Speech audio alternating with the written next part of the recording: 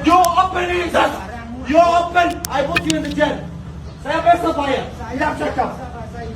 Ya besok saya bayar. Tidak drama. Tidak drama. Tidak duduk. Saya tidak cakap. Saya ada tusuk. Besok you tidak bagus. Saya cakap lama you tidak bagus.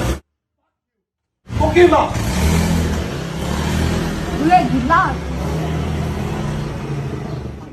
Syederalun, ada-ada saja kelakuan bule atau orang asing yang tinggal di Bali. Kali ini ada seorang bule yang ngamuk ke pemilik kos di Kerobokan, Kuta, Bali. Dalam video yang beredar di media sosial terlihat sebuah video yang memperlihatkan sosok bule marah-marah ke pemilik kos. Video itu menuliskan keterangan bahwa si bule itu marah ketika diminta untuk membayar kos yang memang belum dia bayar. Saat hendak keluar, si bule diminta oleh bapak kos untuk segera membayar kos.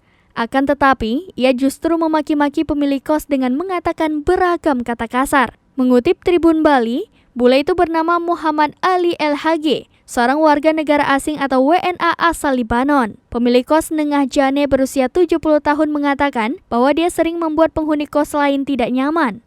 Muhammad Ali kerap membuat aturan sesuka hati tanpa mengonfirmasi ke pemilik. Nengah Jane mengatakan, WNA tersebut awalnya berkomunikasi dengan baik dengannya saat hendak menyewa kos.